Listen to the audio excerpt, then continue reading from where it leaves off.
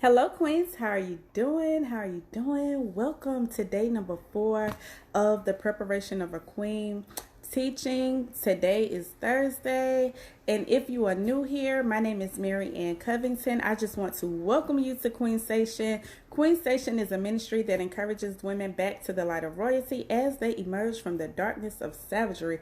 We believe that queens regenerate queens, and so we have taken it upon ourselves to cultivate queens to do just that. And so today we are on day 4 of the teaching from the ebook The Preparation of a Queen, and it's entitled Heal from Old Wounds and Your Past, or Heal from Your Past and Old Wounds. And so I cover in the ebook that queens must be healed, right? So today I am going to give you 3 points, and I want you to take notes. I want you to write it down, and I have a surprise. There is a worksheet that goes along with this teaching, and you don't want to miss that worksheet because it's wonderful. It's excellent. And so yeah, let's get right into it, right? As you come in, I want you to drop me an emoji. I want you to click like, and I want you to share the video. We know that sharing is caring, right? And so let's talk about healing from your past and old wounds. Point number 1 that I want to give you is be honest with yourself. You must first acknowledge that you hurt, right? How can you heal if you do not acknowledge the pain? I know, society has taught us that we have to be hard, we can't let it show, and all those different type things as it relates to pain and heartbreak and hurt, right? But you must be honest with yourself. You must say, I am hurting, right? That situation hurt me. That person hurt me, right? There is a wound there because of that pain. There is a wound because of something I went through, right? So you have to acknowledge the pain. And then as it pertains to healing from your past, a lot of us queens have been through treacherous things as young girls, right? We have been through some horrible situations. I'm sure my story may not be your story, and your story might not be my story, but we all have a story, right? And we have went through some things that we have carried for years and years and years. And those things, those secrets, those secret things, they cause wounds, right? They cause wounds. They cause us to hurt. They cause us to carry, burdens for years and years, well into our adulthood, until we decide to actually heal from the hurt and heal from our past, right? So you must first be honest with yourself. Listen, if you can't be honest with yourself, who can you be honest with, right? It first starts with honesty with yourself, and then that honesty will, carry on, and you'll be able to be honest with others. You'll be able to be honest with God, right? That's number 1, because why not be honest with him when he already knows, right? I thank God that he knows, right? And so number 2 is pray constantly for a pure heart. We know that Psalms 51:10 tells us, create in me a clean heart and renew a loyal spirit within me, right? That's the New Living Translation version of it. And we know that King David said that prayer because he had committed adultery with Bathsheba, right? And so, and not only did he commit adultery, but he had her husband killed. And so he began to feel convicted, right? And so he was godly sorry. He was sincerely sorry. And so he began to pray that prayer to God. God, created me a clean heart and renew a loyal spirit within me, right? Or you may know it as renew a right spirit within me. But however, you must constantly pray for a pure heart, because you remember earlier in the week we talked about how unforgiveness can cause you to become bitter. Well, the pain of your past and those old wounds can cause you to have some character flaws as well. So out of your heart flows the issues of life. And so that's why we have to constantly pray that God created us a clean heart, right? Because our hearts must be pure. Listen, our hearts must be pure. We can't carry around malice, right, in our hearts. We can't have evilness and wickedness and, all of those bad feelings, right? All of those negative feelings in our hearts. But our hearts must be pure in order for us to live a life that's pleasing to God, right? And so that's our ultimate goal. Our ultimate goal is to please God, right? To live, well, I'm about to get, which gonna take me into my third point. The third point is take the necessary steps to become healed, happy, and content, right? Queens must be healed, happy, and content, right? And so you want to be, number one, healed so you can flourish in life, because if you're wounded, you're going to go through life, not really living the fullness of your life, right? You won't ever get a chance to experience that fullness of joy. You won't ever, reach your destiny completely and wholly and fully if you do not heal from your past and from old wounds. And also, it will affect relationships tremendously, right? You remember when I was talking about my first love earlier in this week, how God had me to go back, and to apologize and to forgive him sincerely. And like I said, that had taken effect on other relationships in my life.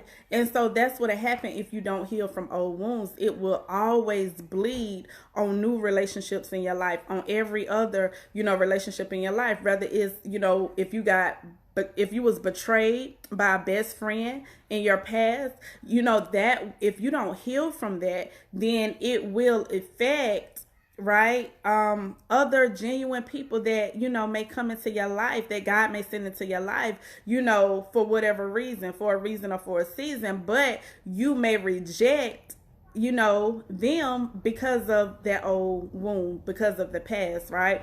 And so that's part of your healing. When you start walking in your healing, you allow everybody a clean slate, right? Everybody gets a clean slate. And we talked about that earlier this week too, that queens gives people the opportunity to prove themselves. And so it all goes hand in hand, right? Healing is so important. And so you want to be healed. You want to be happy, right? You want to be able to be happy with yourself.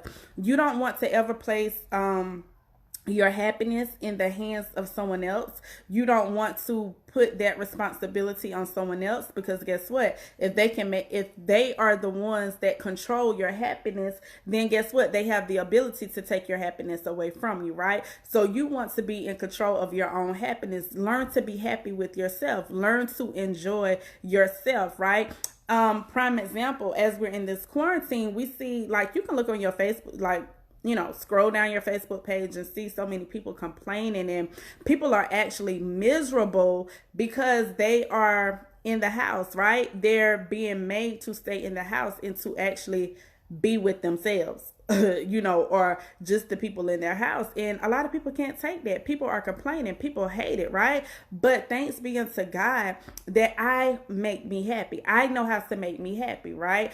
My happiness is not contingent upon me going out hanging with somebody else, right? I don't have to be connected to another person in order for me to be happy. No, I know how to enjoy Mary Ann. I know how to make Mary Ann happy, right? And the same thing when God sends me my king. Oh, Jesus, I can't wait till you send him. Glory be to God, right?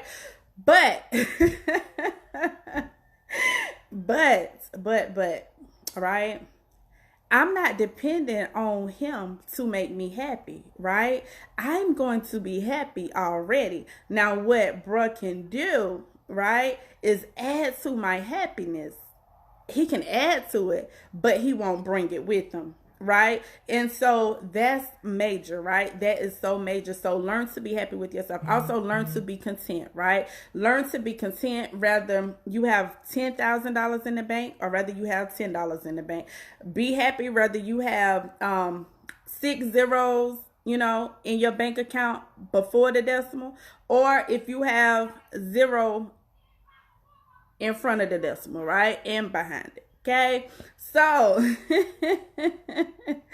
listen, you have to learn to be content, right? I'm content whether I'm able to go out and enjoy, other people and, my daily activities, or, I'm content with just being in the house, just me and Jesus, and my kids.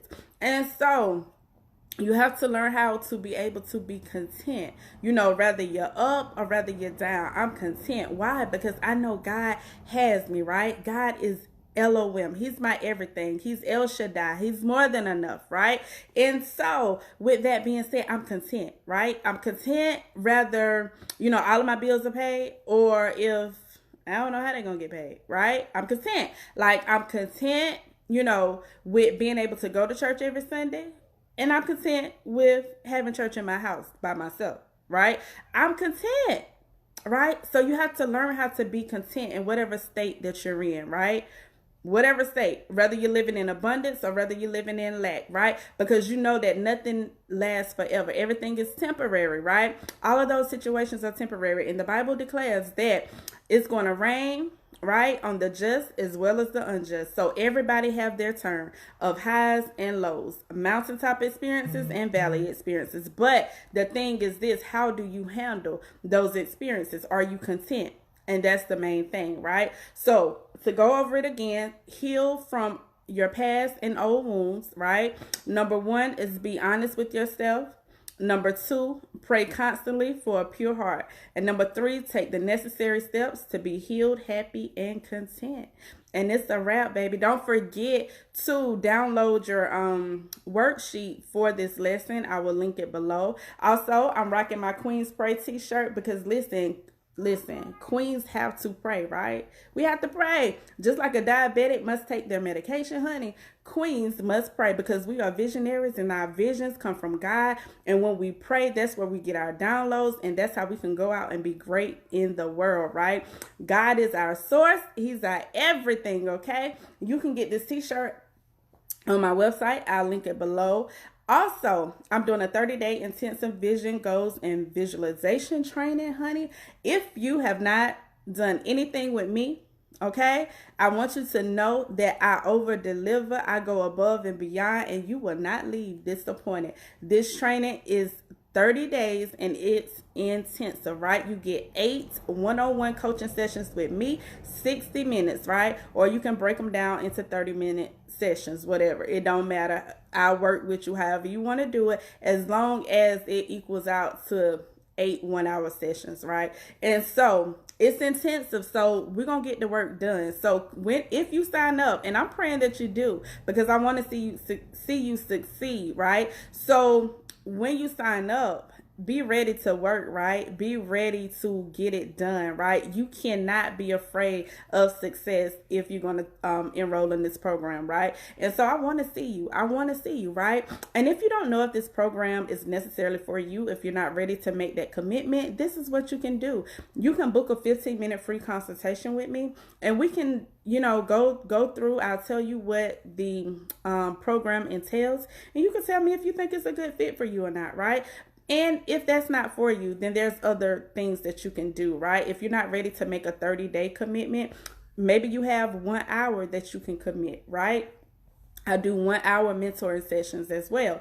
And so listen. This is the thing, Queen. I want you to be great, right? I want you to be encouraged. And I want you to remember to cast all your cares upon the Lord, for He cares for you, meaning He will take care of all of your needs, right? He will provide for you, right? And so cast all of your cares upon Him. Your anxieties, your stress, your concerns, your difficulties, your troubles, cast it all unto Him, right?